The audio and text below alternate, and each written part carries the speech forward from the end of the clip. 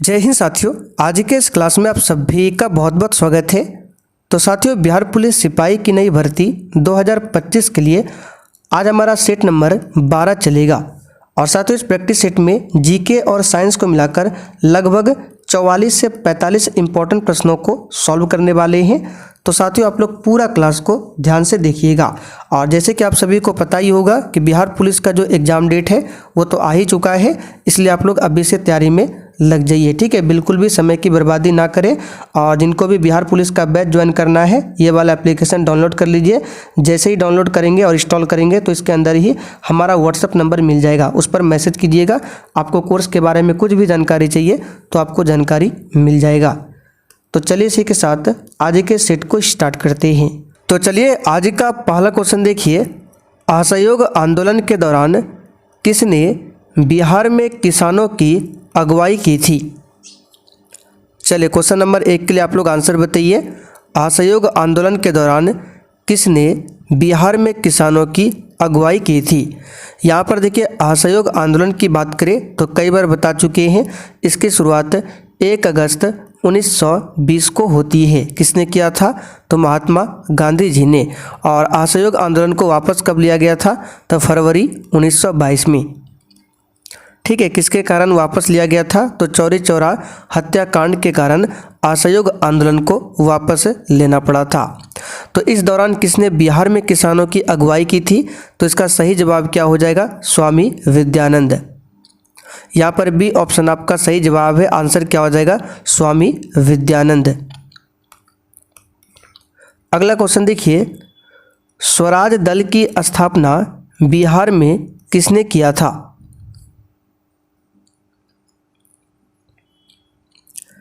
चलिए बताइए इस क्वेश्चन का आंसर क्या होगा?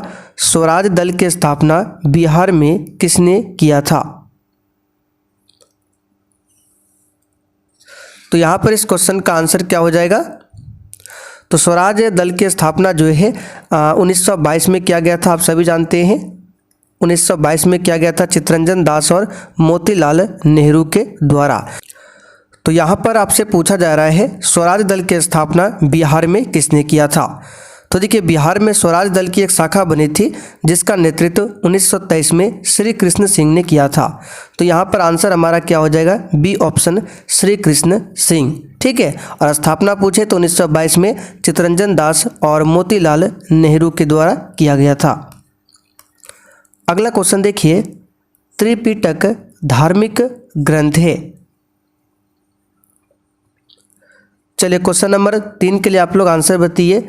त्रिपिटक किसका धार्मिक ग्रंथ है? तो सिंपल सा क्वेश्चन है, बौद्ध का धार्मिक ग्रंथ है त्रिपिटक। यहाँ पर बी ऑप्शन आपका सही जवाब है। त्रिपिटक में कौन कौन सा आता है? तो पहला आता है सुत्त पिटक, दूसरा कौन आता है? अभिधम्म पिटक, और तीसरा कौन आता है? तीसरा आता है विनय पिटक। अगला क्वेश्चन देखिए। चंद्रगुप्त मौर्य के यूनानी राजदूत था दरबार में भेजा गया। यहाँ पर देखिए क्वेश्चन में जो वर्ड है थोड़ा सा उल्टा है। क्वेश्चन ऐसा होना चाहिए कि कौन यूनानी राजदूत था जो कि चंद्रगुप्त मौर्य के दरबार में भेजा गया था? तो इसका सही जवाब है मेगास्थनीज। इनकी पुस्तक का नाम क्या है? तो इंडिका। आगे देखिए। इलाहाबाद के स्तंभ में किसकी उपलब्धियां उत्कीर्ण है? ये सब क्वेश्चन आपका हो चुका है। चलिए बताइए इसका आंसर क्या होगा। और साथियों, सेशन के लास्ट में आप सभी को अपना अपना स्कोर कमेंट करके हमें ज़रूर बताना है। तो याद कीजिए, हमने आपको बताया था इलाहाबाद प्रयाग प्रशस्ति यानी कि इलाहाबाद प्रशस्ति लेख या फिर प्रयाग प्रशस्ति लेख की रचना किसने किया है? तो किसने किया है? हरिसेन ने किया है। हरिसेन कौन था? तो समुद्रगुप्त का दरबारी कवि। तो यहाँ पर आंसर क्या हो जाएगा? समुद्रगुप्त। इलाहाबाद के स्तंभ में समुद्रगुप्त की उपलब्धियां उत्कीर्ण है। और ये किसने किया है? तो हरिसेन ने, जो कि समुद्रगुप्त के दरबारी कवि थे। समुद्रगुप्त को भारत का नेपोलियन भी कहा जाता है। चालुक्य राजा पुलकेशिन द्वितीय को किसने पराजित किया था?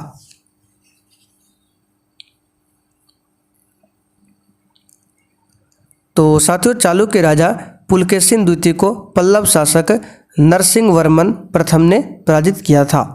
यहाँ पर बी ऑप्शन आपका सही जवाब है, ध्यान रखिएगा।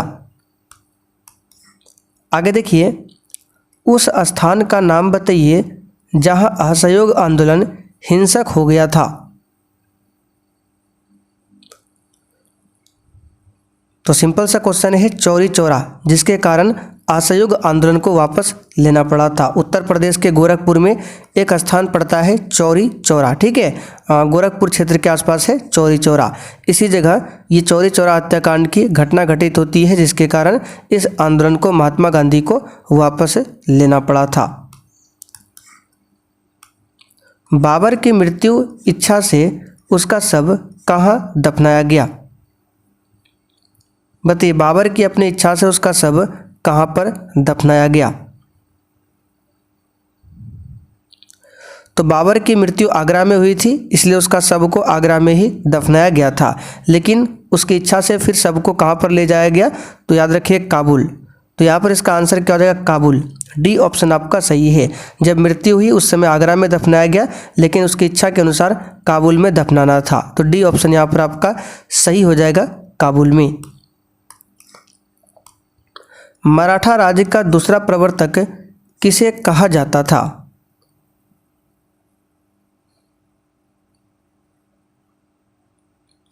आंसर हो जाएगा बालाजी विश्वनाथ।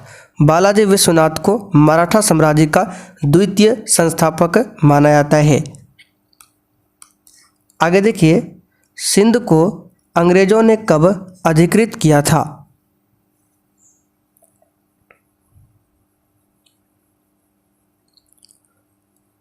तो सिंध को अंग्रेजों ने कब अधिकृत किया था? तो 1843 में। अगस्त 1843 तक पूरा सिंध जो है अंग्रेजी राज्य में सम्मिलित कर लिया गया था, 1843 तक।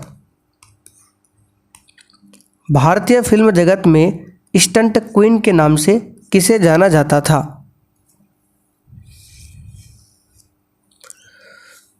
आंसर हो जाएगा बी ऑप्शन, नाडिया। नाडिया को फिल्म जगत में स्टंट क्वीन के नाम से जाना जाता था। निम्नलिखित में से किसने लखनऊ में सन 1857 के विद्रोह का नेतृत्व किया था? तो ये सब क्वेश्चन बता चुके हैं। लखनऊ से किसने किया था, आगरा से किसने किया था, बिहार से किसने किया था, बरेली से किसने किया था, ये कई बार बता चुके हैं और इसके लिए नोट्स भी आपको दे चुके हैं, वहाँ पे लिखा सब मिल जाएगा आपको। तो यहाँ पर इसका आंसर हो जाएगा लखनऊ से किया था बेगम हजरत महल ने। डी ऑप्शन यहाँ पर आपका राइट आंसर है। निम्नलिखित पुस्तकालयों में से किसमें ऐतिहासिक महत्व की पांडुलिपियों का सबसे बड़ा संग्रह है?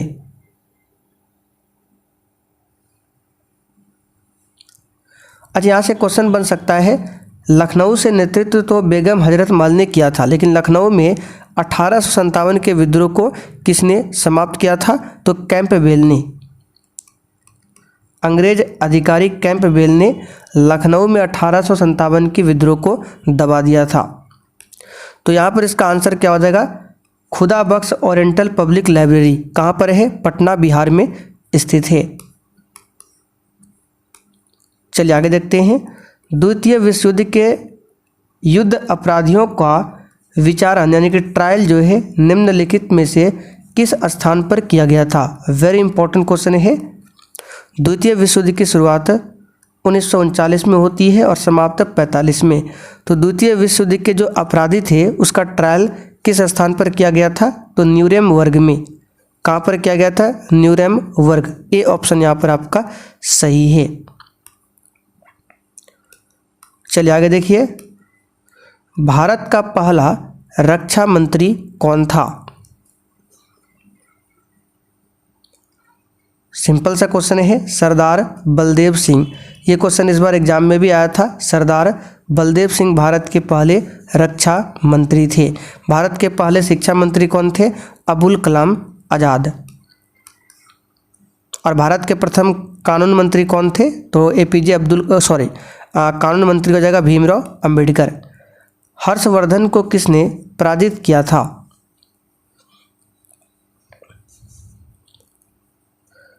चलिए बताइए इस क्वेश्चन का आंसर क्या होगा? हर्षवर्धन को किसने पराजित किया था? आंसर है पुलकेशिन द्वितीय। ये पहले ही बता चुके हैं, चालुक्य वंश का शक्तिशाली राजा था पुलकेशिन द्वितीय। ठीक है, हर्ष और पुलकेशिन द्वितीय के बीच जो युद्ध हुआ था किस नदी के तट पर? तो नर्मदा नदी के तट पर हुआ था, जिसमें हर्षवर्धन की हार हुई थी। हर्षवर्धन के दरबारी कवि कौन थे? आप लोग कमेंट करके बताइए। निम्नलिखित में से वह दिल्ली का सुल्तान कौन था जिसकी मृत्यु पोलो खेलते हुई थी? आज के भी सेट में आपको मैथ्स का क्वेश्चन नहीं मिलेगा, कल से आपका मैथ भी होगा। ठीक है, तो 1206 में गुलाम वंश की स्थापना किया जाता है कुतुबुद्दीन ऐबक के द्वारा, और 1210 में कुतुबुद्दीन ऐबक की मृत्यु घोड़े से गिरकर पोलो खेलते समय हो जाती है। तो यहाँ पर ए ऑप्शन आपका सही जवाब हो जाएगा, कुतुबुद्दीन ऐबक। कुतुबुद्दीन ऐबक को लाख बख्श के नाम से भी जाना जाता है। इसके उत्तराधिकारी कौन थे? आराम शाह। लेकिन आराम शाह एक अयोग्य शासक था। ठीक है, इसलिए आराम शाह को गद्दी से हटाकर कौन गद्दी पर बैठता है? तो इल्तुतमिश। चित्तौड़ का विजय स्तंभ किसने बनवाया था?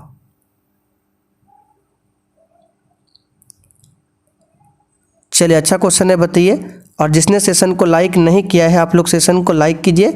और जिनको भी बिहार पुलिस का बैच चाहिए, क्लास के लास्ट में आपको बताएंगे बैच को कहाँ पर और कैसे मिलेगा। तो चित्तौड़ का जो कीर्ति स्तंभ है राणा कुंभा ने बनवाया था। किसने बनवाया था? राणा कुंभा ने। पानीपत में मराठे पराजित हुए, क्यों? तो पानीपत का तीसरा युद्ध जो हुआ था 1761 में हुआ था, 14 जनवरी 1761 में, जिसमें मराठों की हार हुई थी। तो देखिए, इसमें मराठों की हार क्यों हुई थी? क्योंकि मराठे शक्ति में अफगान के बराबर नहीं थे। तो यहाँ पर बी ऑप्शन आपका सही जवाब है। तीसरा जो पानीपत का युद्ध हुआ था मराठा और अफगान के बीच में हुआ था, और इसमें मराठे शक्ति में अफगानों के बराबर नहीं थे। मराठा शक्ति जो था वो अफगान के बराबर नहीं थे, इसलिए मराठों का हार हुआ था। तो बी ऑप्शन यहाँ पर आपका सही है। पानीपत का प्रथम युद्ध 1526 में हुआ था बाबर और इब्राहिम लोदी के बीच में। 56 में दूसरा पानीपत का युद्ध हुआ था।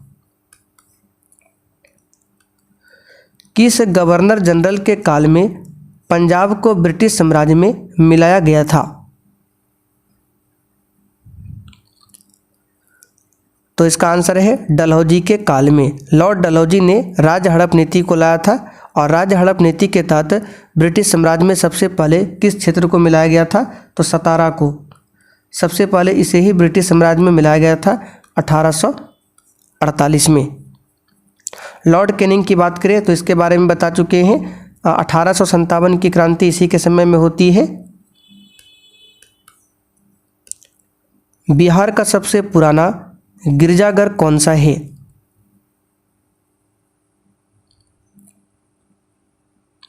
तो ये हो जाएगा पादरी की हवेली। ये बिहार का सबसे पुराना चर्च है।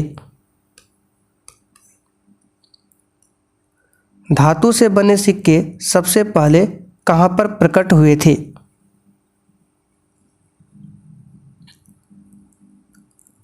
तो धातु से बने सिक्के सबसे पहले बुद्ध के काल में प्रकट हुए थे। कहाँ पर? बुद्ध के काल में। सी ऑप्शन आपका सही जवाब है। चांदी का सिक्का सबसे पहले किसने चलाया था?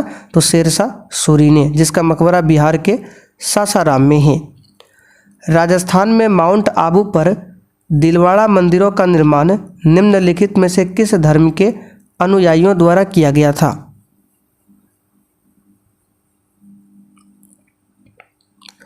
अच्छा क्वेश्चन है, ये सब क्वेश्चन एग्जाम में आता है। बताइए इसका आंसर क्या होगा?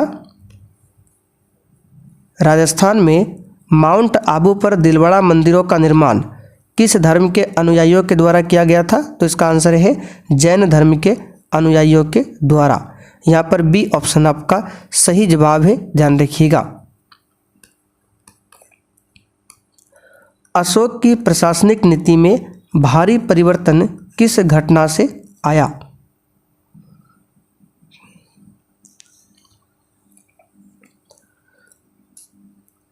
तो यहाँ पर इसका आंसर क्या हो जाएगा? कलिंग युद्ध। अच्छा, कलिंग युद्ध कब हुआ था? आप लोग कमेंट करके बताइए तो कलिंग का युद्ध कब हुआ था? चोटियों का उनकी ऊंचाई के अवरोही क्रम में सही विकल्प को चुनिए।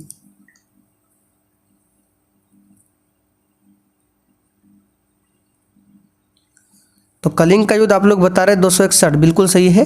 261 बीसी यानी कि 261 ईसा पूर्व में कलिंग का युद्ध हुआ था। तो अवरोही क्रम में बताना है यानी कि घटते क्रम में बताना है। तो सबसे ऊंचा पहले देखेंगे कौन सा हो जाएगा। तो सबसे ऊंचा हो जाएगा कंचनजंगा, ठीक है, जो कि लगभग 8,500 यानी 8,598 मीटर के आसपास है कंचनजंगा। उसके बाद आता है आपका नंदा देवी, यानी पहले 1 हो जाएगा, फिर 4 हो जाएगा। नंदा देवी के बाद आपका आता है अनाईमुड़ी। कौन आता है? अनाईमुड़ी, जो कि 3 नंबर में दिया है, और लास्ट में दोदाबेटा। तो 1432 यहाँ पर देख सकते हैं, 1432 डी ऑप्शन में दिया हुआ है। और यहाँ पे देखिए दोदाबेटा की बात करें तो नीलगिरी पर्वत की सबसे ऊंची चोटी है दोदाबेटा। अच्छा, दक्षिण भारत की सबसे ऊंची चोटी पूछे तो अनाईमुड़ी हो जाएगा दक्षिण भारत की सबसे ऊंची चोटी, और दक्षिण भारत की दूसरी सबसे ऊंची चोटी दोदाबेटा। कंचनजंगा आपको सिक्किम में मिलेगा। चलिए आगे बढ़ते हैं। सबसे कम तापमान जिस पर कोई पदार्थ आग पकड़ता है उसे क्या कहा जाता है? चलिए क्वेश्चन नंबर 26 के लिए आप लोग आंसर बताइए।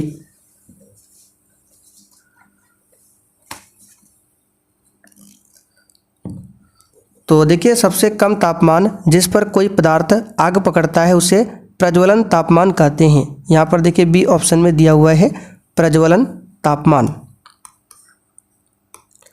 भोजन में रसायन किस उद्देश्य से मिलाया जाता है?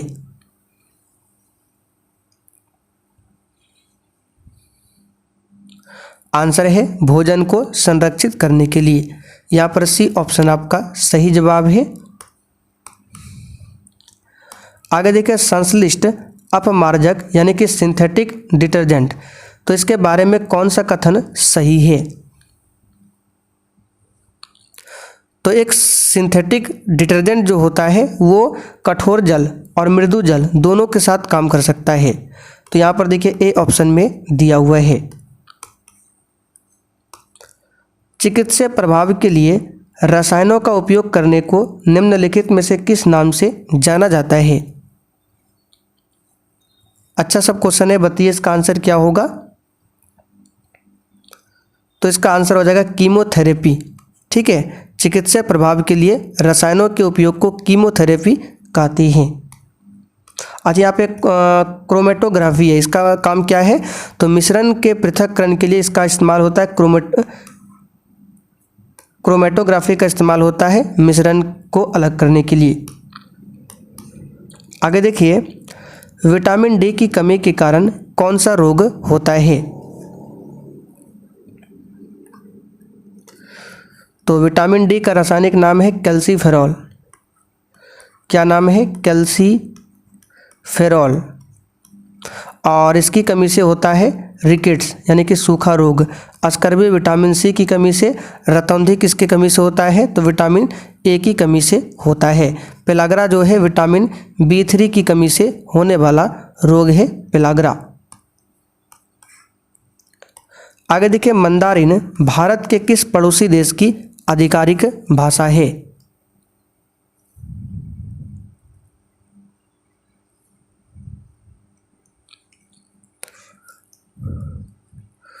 तो यहाँ पर इसका आंसर क्या होगा? मंदारिन जो है किस पड़ोसी देश की आधिकारिक भाषा है? तो इसका सही जवाब हो जाएगा आपका ऑप्शन चौथा, चाइना।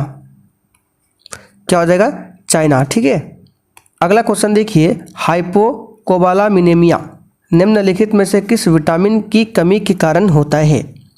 देखिए अभी हमने आपको बताया विटामिन B3, तो अगर आपसे पूछ ले विटामिन B3 का रासायनिक नाम क्या है तो याद रखिएगा नियासिन, और इसकी कमी से पेलाग्रा रोग होता है। इसका यहाँ पर सही आंसर होगा विटामिन B12। इसका रासायनिक नाम है साइनोकोबालामिन और इसमें कोबाल्ट पाया जाता है। विटामिन ए का रासायनिक नाम रेटिनॉल है, विटामिन सी का एस्कॉर्बिक एसिड, विटामिन के का फिलोक्विनोन। विटामिन B3 देखिए यहाँ पर लिखा हुआ है नियासिन, इसका रासायनिक नाम है। इसकी कमी से कौन सा रोग होता है? तो अभी हमने आपको बताया पेलाग्रा, बाकी rickets vitamin D, beriberi vitamin B, रतौंधी विटामिन ए। निम्नलिखित में से कौन सा हृदय की धड़कन और श्वसन को नियंत्रित करता है?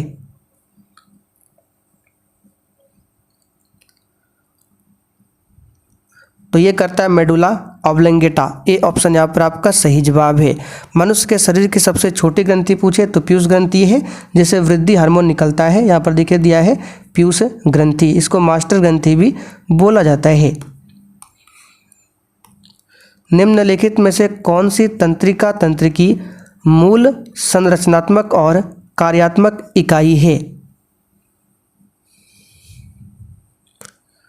तो ये हो जाएगा न्यूरॉन। न्यूरॉन जो है तंत्रिका तंत्र की संरचनात्मक और कार्यात्मक इकाई है।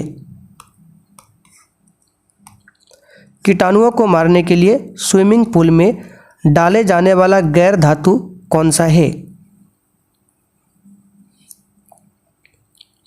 तो सिंपल सा क्वेश्चन है, यह है क्लोरीन। क्लोरीन का इस्तेमाल किया जाता है, इसका सिंबल होता है Cl, परमाणु क्रमांक 17। ये भी पूछा जाता है। आयोडीन का I, परमाणु क्रमांक 53। नाइट्रोजन का N, परमाणु क्रमांक 7। ऑक्सीजन का सिंबल O, परमाणु क्रमांक 8। नाइट्रोजन जो है वायुमंडल में सबसे अधिक मात्रा में मिलता है, लगभग 78%। बिहार में सर्वाधिक वर्षा मानसून की किस शाखा से प्राप्त होता है? तो बंगाल की खाड़ी मानसून से। बी ऑप्शन यहाँ पर आपका सही है। जैसे भारत का मैप है तो इधर है बंगाल की खाड़ी, इधर अरब सागर, नीचे हिंद महासागर। बिहार सोशलिस्ट पार्टी का गठन 1934 में कहाँ पर किया गया?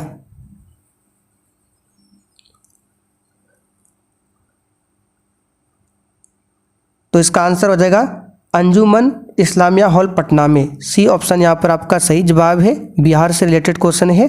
देखिए बिहार सोशलिस्ट पार्टी का गठन जो है 1931 में गंगा शरण सिंह और राम वृक्ष बेनीपुरी और एक था रामानंद मिश्रा द्वारा किया गया था, लेकिन इसकी औपचारिक स्थापना जो है 1934 में पटना के अंजन हॉल में किया गया था, यानी कि अंजुमन इस्लामिया हॉल में। औपचारिक रूप से पूछे तो 1934, लेकिन जो मूल रूप से किया गया था 1931 में।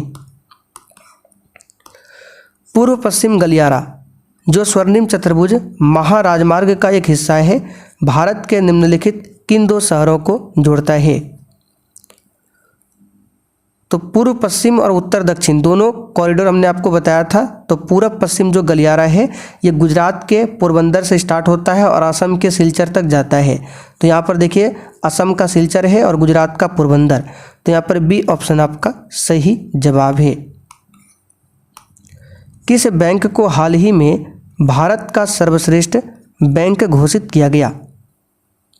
करंट अफेयर्स का क्वेश्चन है, बताइए।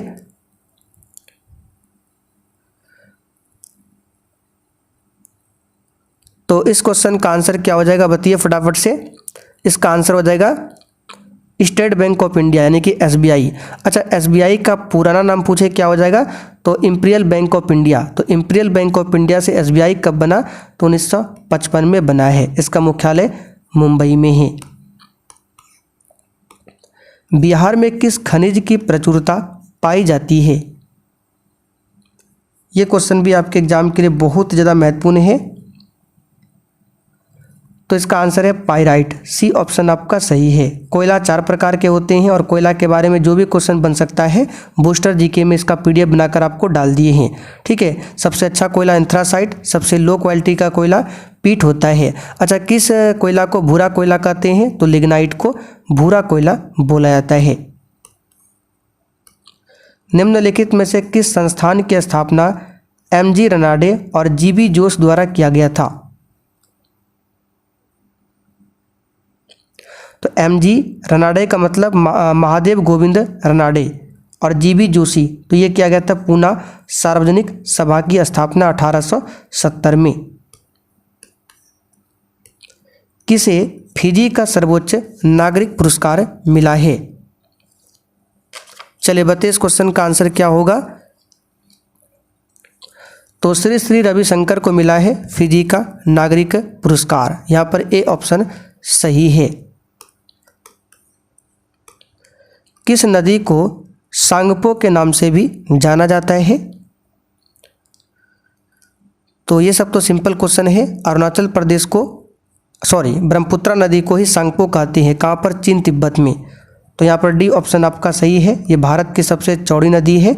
अच्छा, अरुणाचल प्रदेश में ब्रह्मपुत्र को क्या बोलते हैं? दिहांग। क्या बोलते हैं? दिहांग बोलते हैं। ठीक है।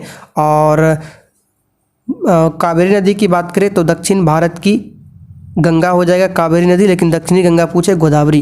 कावेरी नदी पर है मैट्टूर बांध। कावेरी नदी कहाँ से निकलती है? कर्नाटक के ब्रह्मगिरी की पहाड़ी से। गंगा नदी भारत की सबसे लंबी नदी है, 2525 किलोमीटर कुल लंबाई है गंगा नदी की।